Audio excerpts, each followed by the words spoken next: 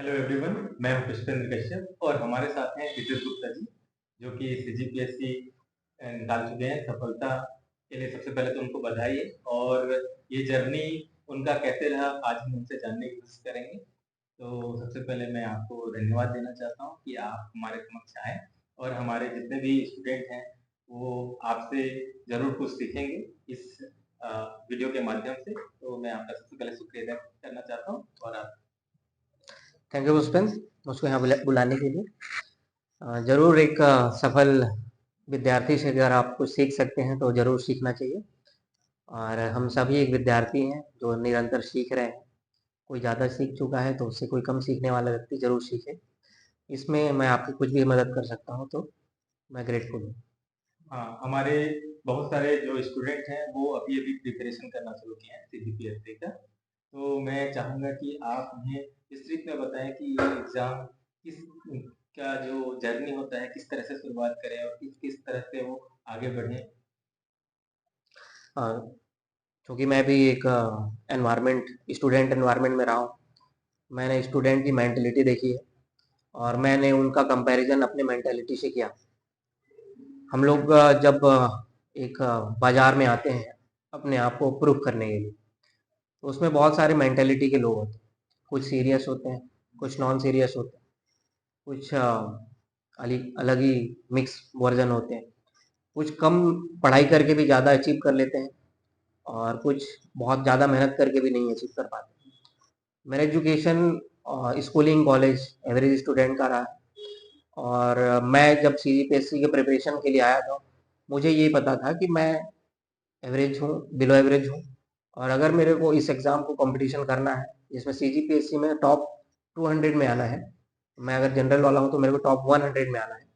तो छत्तीसगढ़ के 100 बच्चों में मेरे को आना है।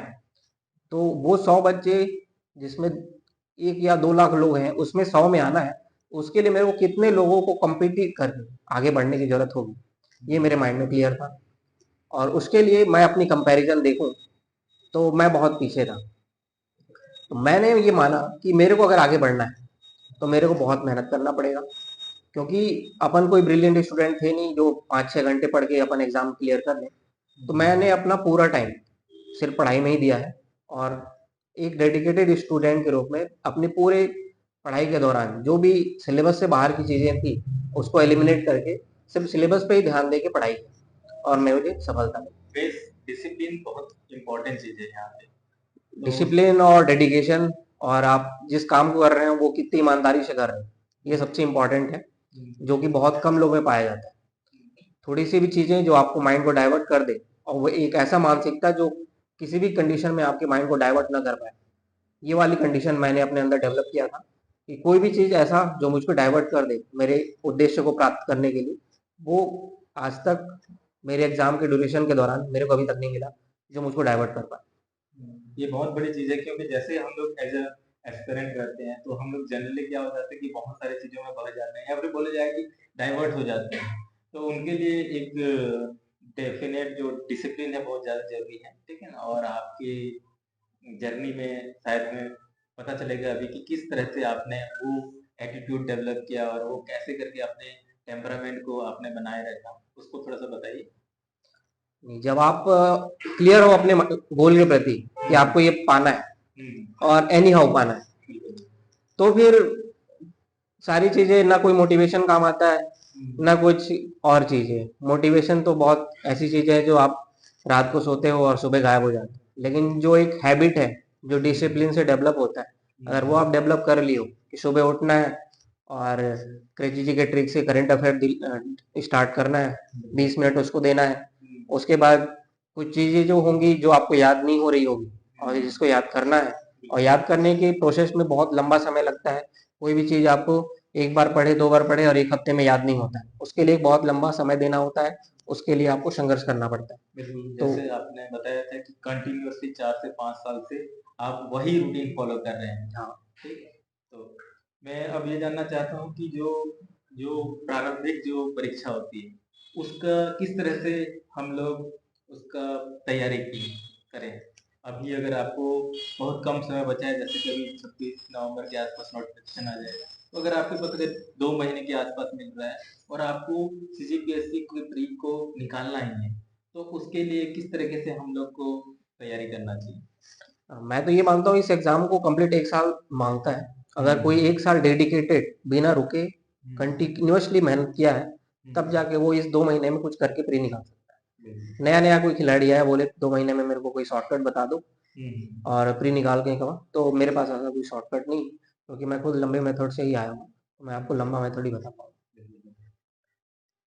तो आपके जो मेथड है उसको बताइए किस तरह से। मैंने अपनी जर्नी मार्च से स्टार्ट किया था, जो अगले फरवरी को खत्म होना था प्रीलिम्स के रूप में। मार्च के स्टार्ट से ही मैं ये सब्जेक्ट को देखा कि कौन से सब्जेक्ट में मैं वीक हूँ, कौन से सब्जेक्ट मेरा स्ट्रांग है। आप प्रीलिम्स में ये देखोगे कुछ सब्जेक्ट होंगे जो कॉन्सेप्चुअल होंगे, कुछ सब्जेक्ट होंगे जो फैक्चुअल होंगे। फैक्चुअल को याद करना होता है, और याद करना जब आप उसको रटे बैठोगे तो नहीं होगा, लेकिन जब आप उसको कंसेप्ट के साथ लिंक करके याद करोगे तो जल्दी हो जाता है।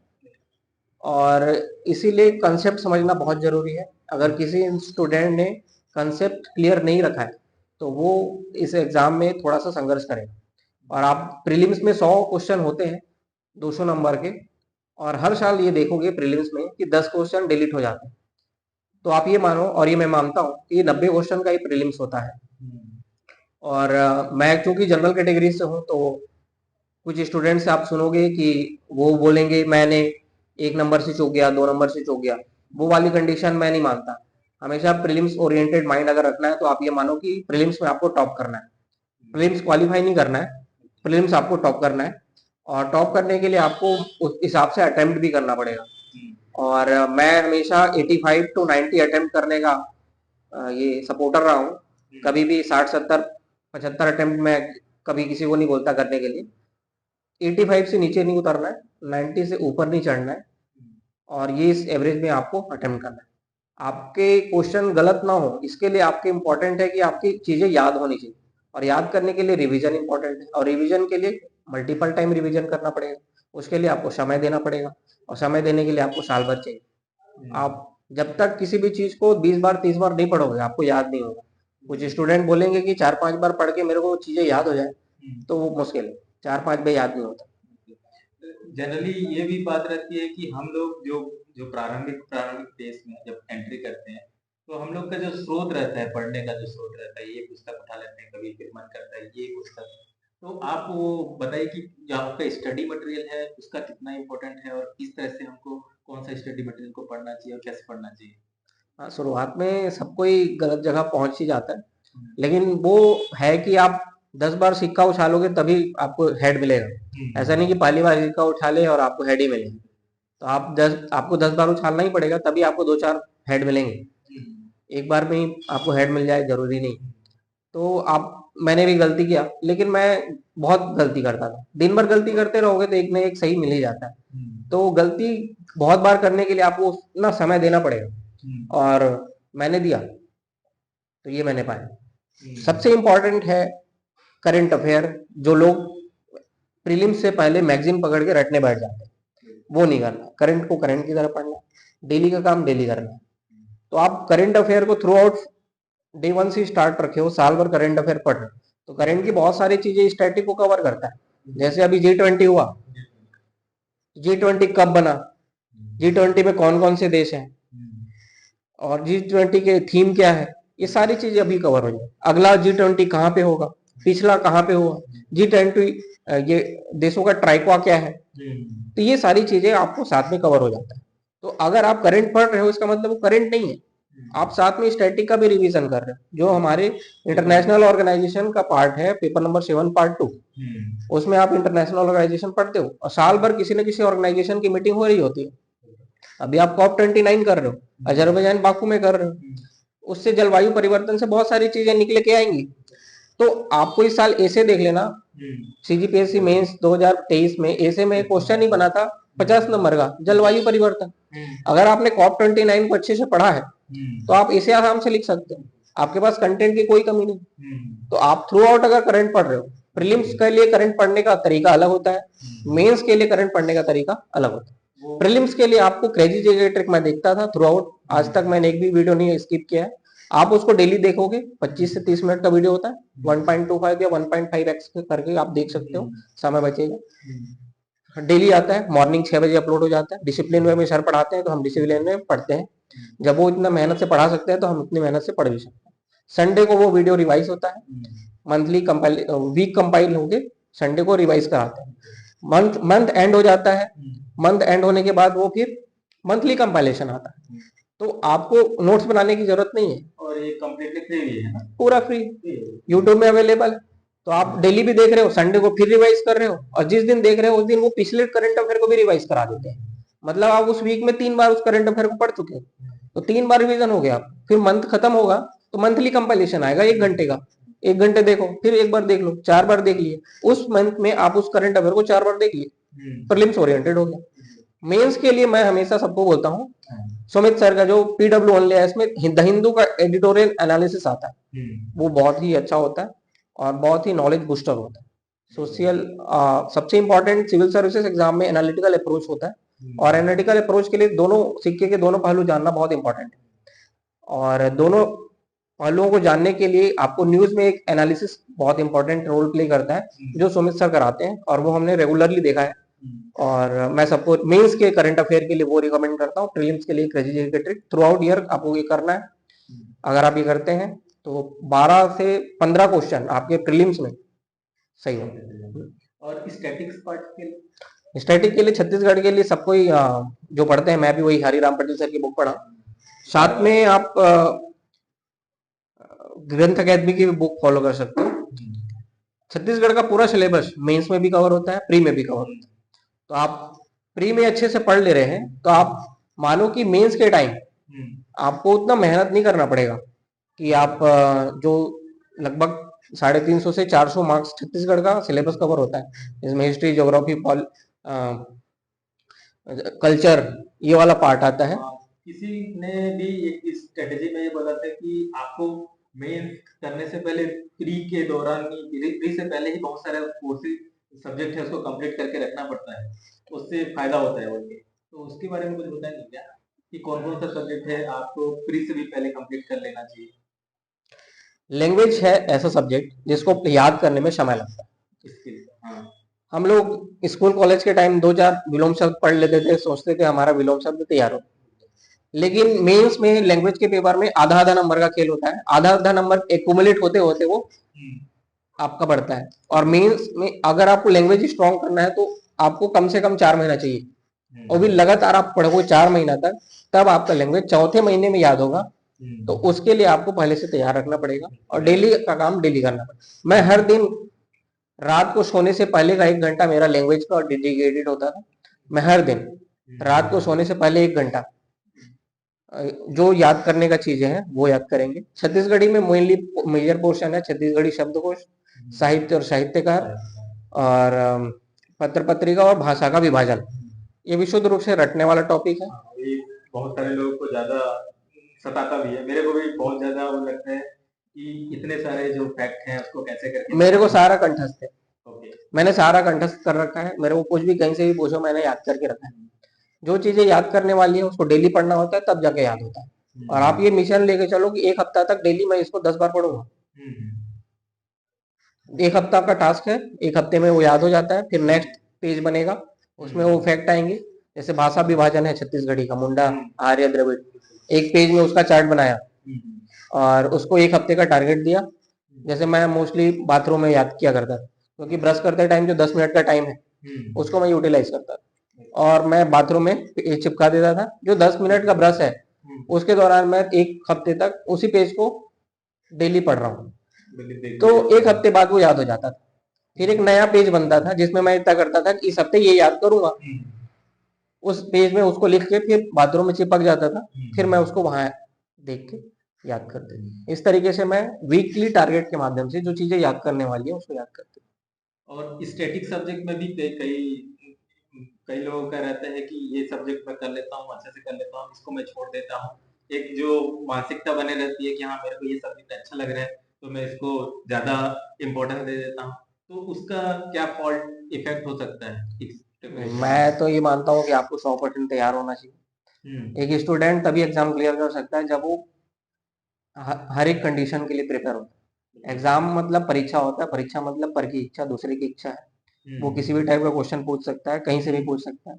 और एग्जाम का एक पैटर्न है कि उसका कोई पैटर्न नहीं होता है, और वो कहीं से भी कुछ भी पूछ सकता है। वो कभी आसान पूछ सकता है, कभी कठिन पूछ सकता है। इस साल जो पूछा है उससे अगले साल एक भी सवाल नहीं पूछ सकता है।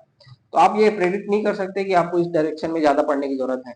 आपको 100% सिलेबस तैयार करके रखोगे तभी आप किसी भी कंडीशन के लिए तैयार हो। और आप अगर किसी भी कंडीशन के लिए तैयार हो तो आपका एग्जाम निकलेगा ही, उसकी पूरी गारंटी। मैंने आज तक जितने प्रीलिम्स दिया एक बार भी नहीं रुका। आज तक मैंने जितना मेंस दिया पहले एक बार छोड़ के कभी नहीं रुका।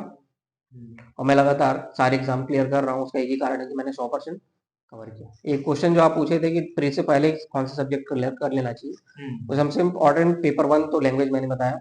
साथ में पेपर 3 इसमें आता है हिस्ट्री, इंडियन और छत्तीसगढ़ दोनों का, पॉलिटी, ये पोर्शन आता है प्रीलिम्स में भी और मेंस में भी।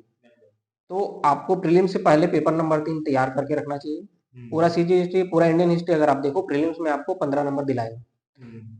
अगर आपने सीजी हिस्ट्री पूरा रटा है, इंडियन हिस्ट्री पूरा रटा है, तो आपको 15 नंबर प्रीलिम्स में दिया है। 15 क्वेश्चन, 12 से 15 क्वेश्चन अगर एवरेज माना जाए, जो कि प्रीलिम्स निकालने के लिए बहुत जरूरी है। और वही चीज 75 लगभग 150 नंबर आपका मेंस में दिलाएगा, इंडियन हिस्ट्री और सीजी हिस्ट्री। और उस समय अगर आपको संघर्ष नहीं करना है तो प्रीलिम्स से पहले याद कर लो। जो चीज आपको बाद में रटना ही है तो आप क्यों। कुछ लोग सोचते हैं कि ऑब्जेक्टिव देख के याद आ जाएगा तो मेंस में नहीं आएगा। आखिर आपको याद करना ही है प्री के बाद भी, तो आप अभी से याद करके रखो। जब आप अपनी मेंटेलिटी को एक डायरेक्शन देते हो तो मेंटल स्टेटस आपको उस डायरेक्शन में काम करने लग जाता है। ये तो लॉ भी है। तो ये एक और चीज है, जैसे कि आपने जो हम लोग पैटर्न के बारे में बात करते हैं, तो मोटा मोटी के ये अलग अलग सब्जेक्ट का कुछ कुछ नंबर ऑफ क्वेश्चन और मार्क्स का इस टाइप का कुछ पैटर्न आपने रिकॉग्नाइज किया है क्या? मैं नहीं करता हूँ, सब काम मैं नहीं करता। मैं जैसे 100% पे भरोसा करता हूँ। मेरे से आप किसी भी क्वेश्चन को कहीं से भी पूछ लो, मैं 100% तैयार रखने का अपना भरोसा रखता हूँ। जैसे कि हिस्ट्री से लगभग कितना के आसपास वो सब मैं नहीं जानता। बहुत सारे लोग करते हैं, लेकिन आपको क्या है कि 100% प्रिपेयर रहना पड़ेगा। आपके सिलेबस में जो भी आपको सिर्फ प्रीलिम्स नहीं निकालना है, आपको एग्जाम निकालना है। अगर आपको एग्जाम निकालना है तो सेलेक्टिव नहीं हो सकते, क्योंकि आपको रैंक होल्ड करना है। आपको टॉप पोस्ट पाना है तो आपको टॉप रैंक होल्ड करना है। ये नहीं कि आप इंटरव्यू तक भी पहुंच गए और 300-400 रैंक लेके आए, कोई मतलब का नहीं वहां तक जाने का। कहीं मतलब वहां तक आने का, उसे जमा पाओ। तो अगर आपको आना है टॉप 1 में आना है तो आपको 100% तैयार रहना पड़ेगा। उसके लिए आप सबको जाना पड़ेगा। हर चीज, एवरीथिंग लिंक है एक दूसरे से। इकोनॉमिक्स लिंक है ज्योग्राफी से, ज्योग्राफी लिंक है हिस्ट्री से, हर चीज लिंक। कोई भी कोई दिक्कत नहीं आएगा अगर सारा पढ़ते हो। और लिंकेज के लिए करंट अफेयर बहुत इंपॉर्टेंट भूमिका निभाती है, क्योंकि स्टैटिक्स को जो हम लोग देखते हैं शायद करंट अफेयर से कनेक्ट कर सकते हैं। हाँ, मैं और एक चीज जानना चाह रहा था कि जो हम लोग का जो प्रियोरिटी जो आर्डर्स है सब्जेक्ट का, वो आपने तो बताया कि पूरा सभी होलिस्टिक हो जाता है, लेकिन अगर किसी के पास अगर कम वक्त है तो वो किस टाइप से अपना प्रायोरिटी ऑर्डर सेट करे, मतलब इस एग्जाम के लिए? सबसे पहले अगर आप प्रीलिम्स में देख रहे हो तो अभी आपके पास समय नहीं है कि आप लैंग्वेज पढ़ोगे। तो लैंग्वेज में आप वो सब्जेक्ट पढ़ो जो सी सेट में आता है और मेंस में भी कवर हो जाता है। तो आप शब्दकोश, छत्तीसगढ़ी शब्दकोश आपके प्रीलिम्स में भी आता है और मेंस में 10 नंबर का आता है, वो आप कर रहे हो। साहित्यकार आप लोग मेंस में 10 नंबर का आता है, प्रीलिम्स में 2 नंबर का आता है, ये आप कर सकते हो। भाषा विभाजन मेंस में 5 नंबर का आता है, प्री में 2 नंबर का आता है, वो आप कर सकते हो। छत्तीसगढ़ी में ये शब्दकोश और साहित्यकार और भाषा विभाजन, ये आप 3 टॉपिक अगर कर लेते हो तो सीसेट में आपका पकड़ मजबूत हो जाएगा। हिंदी में इस तरीके से आप बोर्ड क्वेश्चन पेपर देखोगे तो आपको पता चलेगा संज्ञा, सर्वनाम, विशेषण, विलोम शब्द, पर्यायवाची शब्द, भाषा विभाजन, ये सारे टॉपिक से क्वेश्चन बनते हैं। तो आप सिर्फ यही टॉपिक कर सकते हो जो आपका मेंस में भी कवर हो जाएगा, प्री में भी कवर हो जाएगा। सीसेट में आपका फिर मेंस में जो मैथ्स और रीजनिंग का टॉपिक है तो वही टॉपिक उठाओ जो मेंस में है। तो वही टॉपिक जो मेंस में है उसी को आप सीसेट के लिए भी प्रिपेयर कर लो तो आपका सीसेट कंप्लीट हो जाता है। फिर वो टॉपिक मत पढ़ो जो आपके लिए सीसेट में इंपॉर्टेंट, जैसे आप संख्या नंबर सिस्टम पढ़ो, मेंस में नहीं आता है, मत पढ़ो। आपको सीसेट में 33% ही चाहिए होता है। तो आप लैंग्वेज और मैथ्स और रीजनिंग के भरोसे 33% स्कोर कर सकते हो। 33% स्कोर करने के लिए आपको 50% क्वेश्चन कम से कम मीटिंग अटेम्प्ट करना पड़ेगा। तो रीजनिंग तैयार रखो, मेंस में पूरा है रीजनिंग। और एप्टीट्यूड में बहुत सारा पोर्शन जैसे चाल, समय, दूरी, ब्याज, परसेंटेज, ये सारे टॉपिक जो मेंस में है उसी टॉपिक को ही प्रिपेयर करना है सीसेट के लिए, और दूसरा टॉपिक नहीं सेलेक्ट करना है, तो आप ये सीसेट के लिए कर सकते हो। सिंक्रोनाइज करने से आपका टाइम भी बच सकता है। दर्शन वाला टॉपिक है तो आप सिर्फ मेंस में जो दर्शन के टॉपिक लिखे हुए थे कि सांख्य दर्शन ने क्या दिया था, विशेषिक दर्शन ने क्या दिया था, परमाणुवाद किसने दिया था, बस टॉपिक ही अगर आपको याद है तो आपका दर्शन कंप्लीट हो जाता है। सिर्फ अगर मेंस का सिलेबस पढ़ लेते हो, अंदर का कंटेंट कुछ नहीं पढ़ना, सिर्फ आप मेंस का सिलेबस पढ़ लेते हो तो आपका दर्शन तैयार हो जाता है। एनवायरमेंट वन लाइन, आपका वन लाइनर कंटेंट होता है, ज़्यादा इसमें आपको दिमाग में नहीं लगाना है। तो एनवायरमेंट के लिए आप मेरे से नोट्स भी ले सकते हो वन लाइनर फॉर्म में, 7 से 8 पेज में मैंने एक नोट्स बनाया है जो कि बहुत ही मैजिकल नोट्स है। अगर आप उतना पढ़ लेते हो तो आपका एनवायरमेंट भी करने की जरूरत नहीं हो पाएगी। और एक इकोनॉमिक्स का जो रहता है हम लोग की बहुत कम मटेरियल दिखता है यहाँ छत्तीसगढ़ में, तो उसके लिए इकोनॉमिक्स एक कॉन्सेप्चुअल सब्जेक्ट है। हाँ। और अगर आपके पास कॉन्सेप्ट है तो आप क्लियर कर सकते हो। खास करके इकोनॉमिक्स में स्टैटिक के साथ साथ डायनामिक पोर्शन कवर होता है, तो आप बजट के साथ इकोनॉमिक सर्वे कवर करते हो जिसमें इंडिया और छत्तीसगढ़ दोनों। तो छत्तीसगढ़ के बजट और सर्वे के लिए या तो आप मेरा नोट्स भी ले सकते हो या फिर आप मार्केट में किसी बुक से भी पढ़ सकते हो। और इंडियन सर्वे, इंडियन इकोनॉमिक सर्वे और इंडियन बजट ये भी इंपॉर्टेंट होता है, तो इसके लिए बुक वगैरह पढ़ने की जरूरत नहीं है। आप सिर्फ यूट्यूब में जाओ क्रेजी के ट्रिक के वीडियो में, क्रेजी के ट्रिक में वीडियो में आपको एक थ्योरेटिकल एनालिसिस और ऑब्जेक्टिव के फॉर्म में क्वेश्चन फॉर्मेट में एनालिसिस मिल जाएगा। 1-1 घंटे का दोनों या 40-40 मिनट का दोनों वीडियो रहेगा, तो आप 80 मिनट में Indian economic survey, Indian budget दोनों आप कवर कर सकते हो। इसके लिए कोई भी बुक पढ़ने की जरूरत नहीं है, 5 बार उस वीडियो को देखो, आपको याद हो जाएगा। और पॉलिटी के लिए, पॉलिटी के लिए वन एंड स्टॉप सोल्यूशन है लक्ष्मीकांत, क्योंकि लक्ष्मीकांत में पूरा जैसा सेंटेंस होता है उसी फॉर्मेट में क्वेश्चन बनता है। लक्ष्मीकांत को कोई लोग फर्रा वाली बुक से पढ़ने की कोशिश करते हैं तो जिससे कॉन्सेप्ट क्लियर नहीं हो पाता, तो वो चीजें नहीं हो पाती। अगर आपको एक क्वेश्चन पूछ लिया जाए कि क्या इंडियन पार्लियामेंट सोवरेन है, क्या भारतीय संसद संप्रभु है, तो लोग बोलेंगे इंडिया संप्रभु है तो पार्लियामेंट भी संप्रभु है, लेकिन ऐसा नहीं, वहां पे लिखा हुआ है कि भारतीय संसद संप्रभु नहीं, क्योंकि वो अगर कोई डिसीजन लेता है, कोई अमेंडमेंट लाता है, जैसे 99 अमेंडमेंट में हुआ था कि एनजेएसी लाया गया था, तो सुप्रीम कोर्ट ने उसको नलीफाई कर दिया, तो वो कुछ भी डिसीजन नहीं ले सकता, उसका कंप्लीट अथॉरिटी नहीं, तो सोवरेन नहीं है, वो कंट्रोल्ड है सुप्रीम कोर्ट के जुडिशियल रिव्यू के अंडर।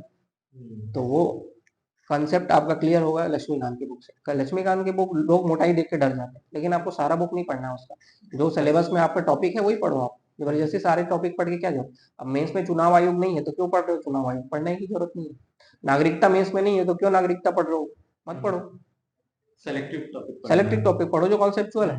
अब जो फैक्चुअल टॉपिक है जैसे संविधान के स्रोत, मत पढ़ो ना लक्ष्मीकांत से, किसी कोचिंग के बुक से पढ़ लो, 2 पेज में सब लिखा हुआ है, कौन सा स्रोत कहाँ से आया है उसको रट लो, संविधान का स्रोत कहाँ से, संविधान का विकास क्रम कहाँ से।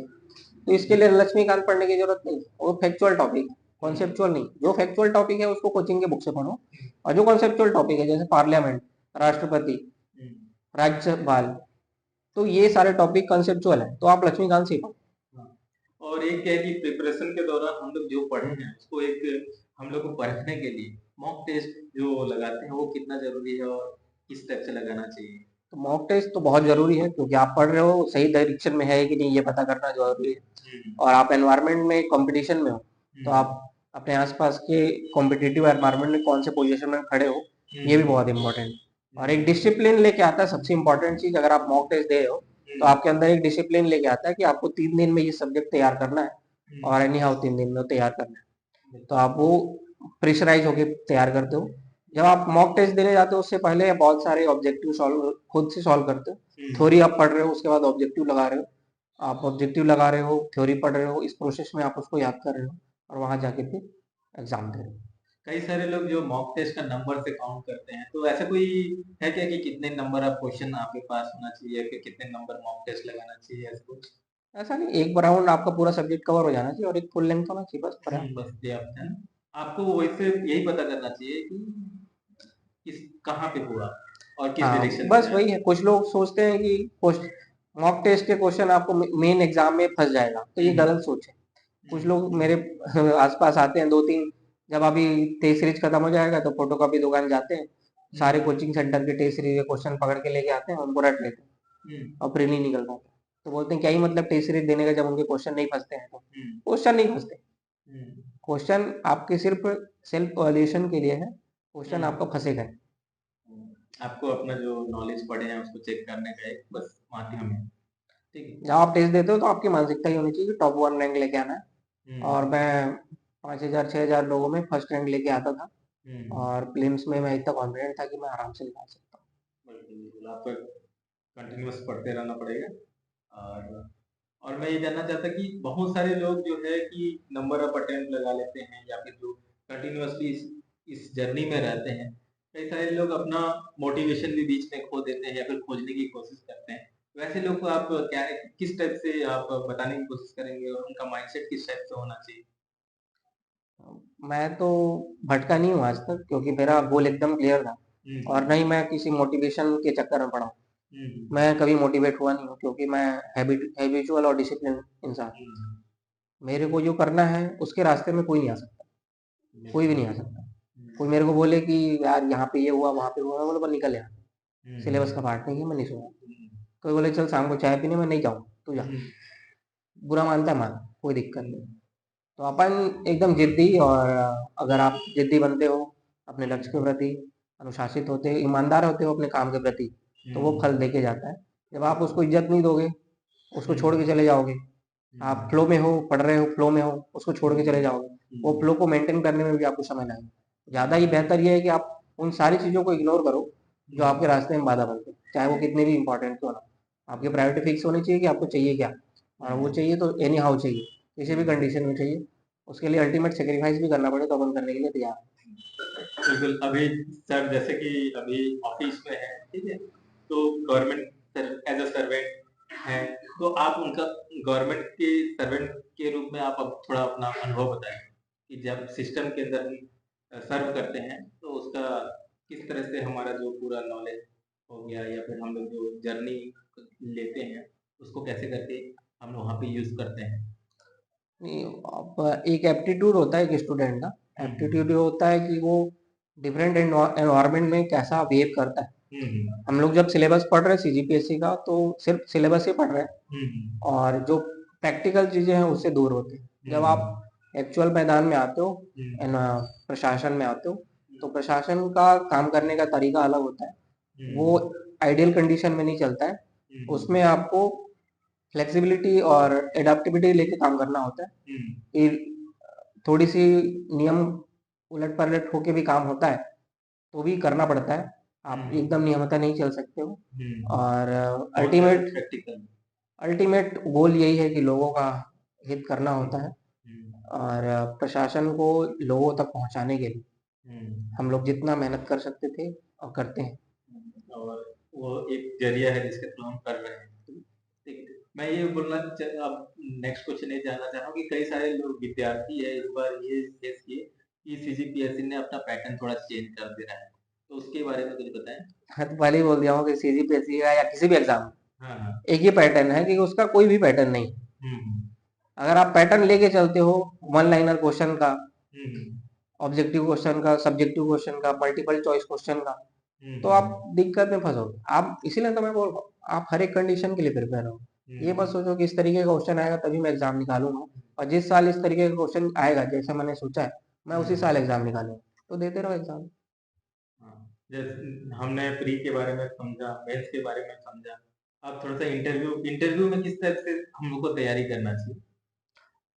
इंटरव्यू के लिए सबसे इम्पोर्टेंट चीज चाहिए कॉन्फिडेंस, फ्लुएंसी, जो आप बोलते हो। जब हम प्योर स्टूडेंट थे, मैं फर्स्ट इंटरव्यू में बता रहा हूँ कि होंठ सूख जाता था मेरा, डर बहुत लगता था, और गेट के सामने ही बहुत ज़्यादा डर लगता था, हाथ पैर सब कांपते थे। वो ये इसलिए होता है क्योंकि हम लोग कभी भी उतनी कॉन्फिडेंटली लोगों के साथ बातचीत नहीं करते हैं, सिर्फ एक कमरे में बंद होकर पढ़ाई करते हैं, और ये सोचते हैं कि हमको कुछ नहीं आता है। लेकिन यकीन मानो, अगर आप वहाँ तक पहुँचे हो तो आपको बहुत कुछ आता है। और जहाँ तक फ्लुएंसी और कॉन्फिडेंस की बात है, वो नॉलेज के प्रोपोर्शनल होता है। अगर आप कंटिन्यूसली पढ़ाई कर रहे हो, आपके पास नॉलेज है, तो आप कॉन्फिडेंट हो कि आप किसी भी कंडीशन के किसी भी क्वेश्चन के जवाब आप दे सकते हैं। तो वो कॉन्फिडेंस अगर आप लाते हो तो आपकी फ्लुएंसी भी इम्प्रूव होती है, और आप किसी भी कंडीशन में किसी भी लोगों के साथ बातचीत करने के कैपेबल होते हैं। तो जहाँ तक क्वेश्चन के स्ट्रीम की बात हुई, सबसे पहला आप जिस डिस्ट्रिक्ट से आते हैं उस डिस्ट्रिक्ट से इम्पोर्टेंट बात होती है आपके नाम से रिलेटेड, आपके नाम के अर्थ और नाम के जो फेमस पर्सनैलिटीज़ हैं उससे रिलेशन क्वेश्चन बन सकते हैं। इसके बाद आपके एजुकेशन बैकग्राउंड के ऊपर क्वेश्चन बन सकता है। जैसे मैं मैकेनिकल इंजीनियर हूँ, तो आज ही के इंटरव्यू में मेरे को क्वेश्चन बना कि मैकेनिकल इंजीनियर का छत्तीसगढ़ में क्या स्कोप है, ये क्वेश्चन बन सकता है। इसके बाद आप अगर जॉब में हैं तो आपकी जॉब के स्ट्रीम के अकॉर्डिंग क्वेश्चन बन सकते हैं। जैसे मैं फाइनेंस डिपार्टमेंट से हूँ, तो मेरे को एनपीएस और ओपीएस में डिफरेंस और कौन सा बेटर है इसके ऊपर क्वेश्चन बना था, तो ये क्वेश्चन बनता है। इसके बाद जब आपके सारे हॉबीज के ऊपर क्वेश्चन बनते हैं, ये सारे टॉपिक्स कवर हो जाने के बाद भी अगर आपके पास उनके पास समय बचता है तो वो अपने इंटरेस्ट के हिसाब से क्वेश्चन पूछते हैं, वो करंट अफेयर के क्वेश्चन पूछ सकते हैं। और ये दो चीजें हैं, एक तो हमारे पर्सनैलिटी से रिलेटेड क्वेश्चन पूछ सकते हैं या फिर उनको जो आता है वो क्वेश्चन पूछ सकते हैं। तो दोनों खेलों पे बात होती है। यानी कि और आपको अवेयर रहना पड़ेगा। करंट अफेयर से आप अवेयर हैं तो आप कंटिन्यूअसली पढ़ाई कर रहे हैं, तो आप किसी भी कंडीशन के लिए तैयार हैं। जो जो हो रहा है आसपास हो रहा है वो आपके व्यक्तित्व का हिस्सा होना चाहिए, ये जानना बहुत जरूरी हो गया है। ठीक है, तो हमने रितेश सर से बहुत सारी बातें की, तो उनको मैं धन्यवाद देना चाहता हूँ कि वो यहाँ पे आए और हम सबको सीजीपीएससी और अपना जर्नी को बताएं। धन्यवाद सर। Thank you for